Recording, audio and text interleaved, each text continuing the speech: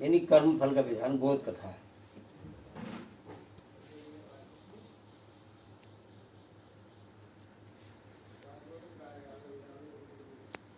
श्यामलाल और रामलाल नाम के दो व्यापारी थे। नाम आप कोई भी ले सकते हो, उसमें कोई वो नहीं है, एक समझने के लिए। दोनों पशुओं का व्यापार करते थे। उनका कार्य था पशुओं के मेले से पशु लाना, और जिन्हें आवश्यकता होती छोटे किसानों को उन्हें पशु बेच देना। दोनों मित्र थे, दोनों साथ साथ गए। उन्होंने पशु खरीद लिए। पशु खरीद के दोनों वापस आ रहे थे। एक जगह उन्होंने पशुओं के लिए चारा पानी की व्यवस्था के लिए रोका। अब जब उन्होंने अपने अपने पशुओं के झुंड गिने तो उसमें एक पशु अधिक था, एक बैल अधिक था।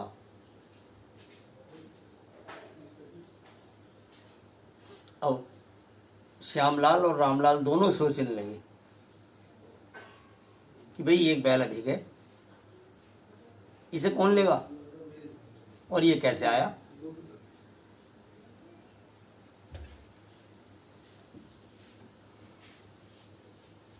दोनों ने ये तय करा कि भाई इस बैल को ना हम लें ना तुम लो।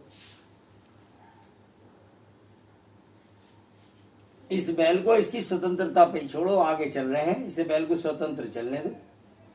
आगे चल के हम अपने अपने पड़ाव पर अलग अलग झुंड बांधेंगे, और ये बैल जिसके झुंड में आकर के मिल गया बस उसी का ही है। कहा ठीक है। आगे जाके उन्होंने वो बैल बांधे तो वो बैल जो था श्यामलाल के झुंड में मिल गया। रामलाल ने कहा ठीक है भैया, ये तुम्हारा ही है।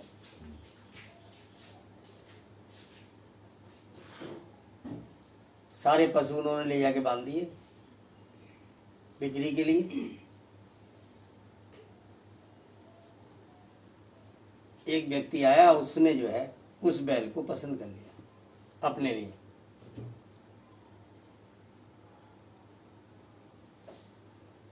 जब उस बैल को उसने अपने लिए पसंद कर लिया, वो 100 रुपए में उसका सौदा हो गया।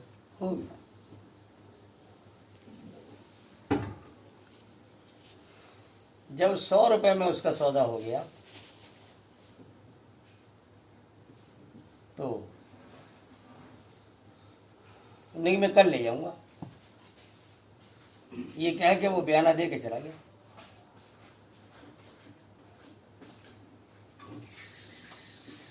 उस रात में श्यामलाल को स्वप्न आया, वही बैल उसके सपने में आया, और उस बैल ने खड़े होकर ये कहा, श्यामलाल तुम मुझे नहीं पहचानते, मैं तुम्हें पहचानता हूं।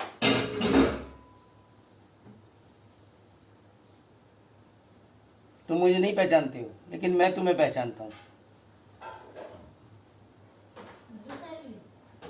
तुम्हारे मुझ पर 30 रुपए हैं केवल, और मैं तुम्हारे ये 30 रुपए अदा करने आया हूं।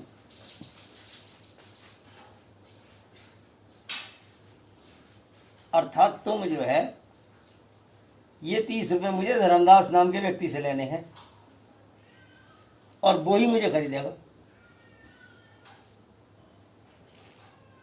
तुम सुबह उठ के पता निकाल लो, उसका नाम धर्मदास होगा जिसने मुझे खरीदा है। लेकिन तुम व्यक्ति नेक हो, मैं तुम्हें कर्म के चक्कर में नहीं उलझाना चाहता। तुम मुझसे मात्र 30 ही रुपए लेना, 100 रुपए वाला सौदा खर्च कर दो, क्योंकि तुमने अतिरिक्त मोल ले लिया तो तुम बंद होंगे फिर उस नियम से। ठीक है। सुबह श्यामलाल उठे, उन्होंने जो है उसका सौदा खारिज कर दिया। अब धर्मदास तमाम लोगों को बुला के ले आया कि भाई बैल मैंने पसंद किया, क्यों नहीं बेच रहे? चलो 100 नहीं 150 ले लो, 200 ले लो, 300 ले लो, बैल हर कीमत में लेके जाऊंगा। सरपंच भी आ गया, बोले भाई जब तुम्हारा सौदा हो गया, अगला और कीमत तुम्हें देने को तैयार है, फिर तुम ये बैल बेचना क्यों नहीं चाहते? जब बहुत ज़्यादा सारे लोगों ने परेशान किया उसे श्यामलाल को, तब उसने कहा ठीक है बैल बेच दूंगा, लेकिन रुपए 30 लूंगा। जब आप नहीं मान रहे तो धर्मदास बोला जब मेरा सौदा 100 रुपए में हुआ तो मैं 30 रुपए में क्यों लूंगा? जब पहले मेरा सौदा 100 रुपए में हो गया तो मैं 30 रुपए में क्यों लूंगा? मैं तो पूरे 100 दूंगा।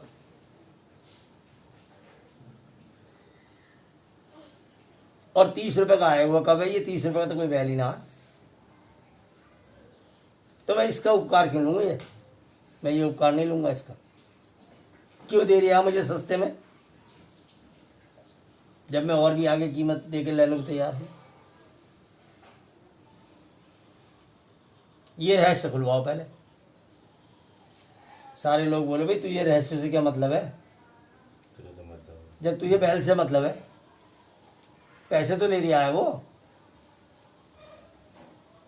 तू 30 रुपए दे और बैल ले जा। बोले चलो ठीक है। सरपंच का फैसला हो गया, उन्होंने 30 रुपए दिए और बैल ले दिया। 30 रुपए उसे दे गया।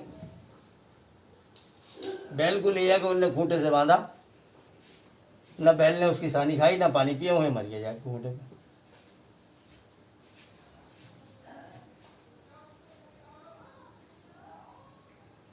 अब श्यामलाल ने फिर पंचायत जोड़ी, बोले बैल मराऊ था, धर्मदास ने बैल मराऊ था, इनने श्यामलाल ने जानबूझ के बीमार बैल में मुझे जो है पैसे कम करके और दे दिया। ये जानता था इस रहस्य को कि बैल मरने वाला है, मेरे 30 रुपए इससे दिलवाए जा।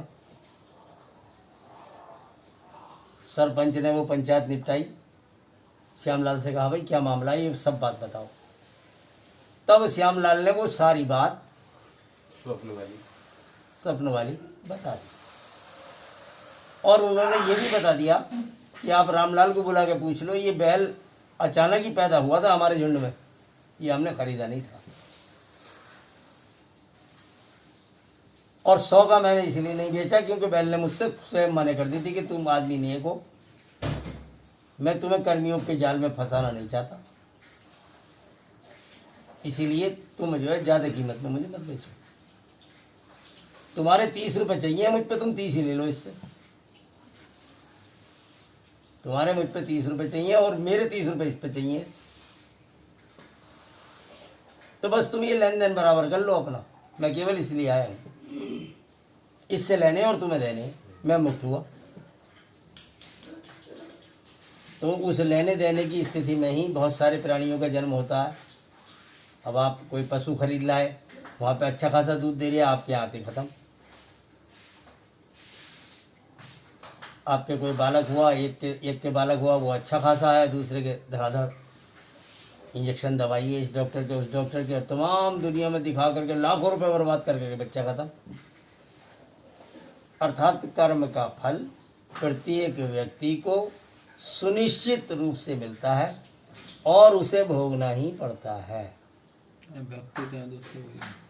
चाहे वो व्यक्ति भक्त हो, चाहे वो दुष्ट हो, चाहे वो साधारण मध्यम हो, हर एक किसी को अपने कर्म का फल भोगना पड़ता है बराबर। इस कर्म फल से बचा जा सकता है एक स्थिति में, या तो महातपस्या हो, जैसे होली की आग तमाम प्रकार के गीले ईंधन को भी सुहा कर देती है, और प्रज्वलित अग्नि को गीला ईंधन चूल्हे की आग में खत्म कर देता है। जरा सारा गीला ईंधन चूल्हे में लगा दो, जलती हुई आग खत्म। और होली की आग को वही गीला ईंधन अत्यंत प्रचंड कर देता है। तो इस प्रकार महातपस्या का योग आपको कर्म फल से बचा सकता है, या उसका निदान गुरु उसका निदान करा सकता है जब तक वो शुरू नहीं हुआ। जब आपने कर्म किया, आपने पहले चुनाव किया, आपको केवल न कर्म करने का अधिकार है न कर्म फल का पर अधिकार है। आपका अधिकार केवल चुनाव पर है कि आप चुन क्या रहे हैं। जो चुना है आपने अपने लिए, उसी के अनुरूप आप कर्म कर रहे हैं। तो जब आप कर्म कर रहे हैं, वो कर्म उस समय क्रियामण कहला रहा है। जब वो कर्म समाप्त हो गया तो वो संचित कोष में चला गया, तो संचित कर्म हो गया। लेकिन जैसे ही उसका फल मिलना शुरू हुआ तो वो प्रारब्ध बन गया। उसी को आप भाग्य के नाम से जानते हैं, उसी को नियति कहते हैं। नियति की रचना भी उसे ही कहते हैं, नियति कोई अलग अलग नहीं है। अब जब कर्म का फल, कर्म आपका था, चुनाव आपका था, उसके अनुसार जो फल था वो आपको प्राप्त हुआ, हो रहा है, तब उसमें देव या ईश्वर क्या करेगा? जब आपके ही कर्म का खेल है वो, तो उसमें देव क्या करेंगे?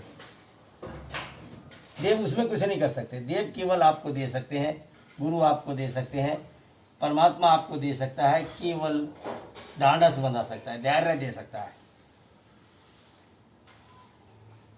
और अपने ज्ञान से आपको उसे सहने की क्षमता प्रदान कर सकता है। बस ये, या फिर इसका इलाज होगा, अगर इलाज ही होगा इसका, तो इलाज होगा इसके शुरू होने से पहले, प्रारंभ होने से पहले। राम के जीवन में भी श्राप थे जो वो भोग रहे थे, भक्तों के द्वारा दिए गए थे श्राप। पत्नी वियोग था, भृगु के श्राप का परिणाम था। और ये जो निशाचर थे, ये भी उनके द्वारपाल थे, ये भी श्रापों के परिणाम थे। तो जो नियति यानी जो कर्म से आपको श्राप मिला या आशीर्वाद मिला, बस आपको ध्यान जीवन में ये रखना चाहिए, जिसके जीवन में जितने आशीर्वाद होते हैं उसका जीवन इतना ही सुखद होता है, जिसके जीवन में ज़्यादा श्राप होते हैं उतना ही वो दुखित होता है। तो श्राप और आशीर्वाद वो सब तुम्हारे हाथ में है, तुम्हारे कर्मों की शैली में है। अगर आप श्राप का कार्य चयन कर रहे हो तो श्राप मिलेगा, और आप आशीर्वाद का कार्य चयन कर रहे हो तो आशीर्वाद मिलेगा। तो ये चयन करते में ही सोच लो कर्म को, उसी को वो कहते हैं कसौटी, कि यही कसौटी है। यानी चयन करते में ही, कर्म को चयन करते में ही ये सोच लो अच्छे से कि इसका परिणाम क्या होगा। अगर तुमने वो उसका परिणाम सोच लिया तो फिर तुम गलत करोगे नहीं, एक बात। दूसरी बात यह है कि कर्म धर्म की परिभाषा अलग अलग है। धर्म बदलता रहता है, हर एक का धर्म अलग है, लेकिन सत्कर्म कभी नहीं बदलते हैं। सत्कर्म कभी नहीं बदलते हैं। 3 तरीके से आप कर्म करते हैं, वाणी से, मन से, शरीर से। 3 ही प्रकार के कर्म हैं, सत्कर्म, मिश्रित कर्म, असत्कर्म। 3 ही गुणों में उसका फल प्राप्त आपको होगा, तमोगुण से, रजोगुण से और सतोगुण से। अर्थात 3 की शैली में आपका पूरा कर्मयोग समाहित है। अब आपको केवल चयन करना है कि हमें चयन क्या करना है। जो चयन आपने किया है उसी के अनुसार उसका परिणाम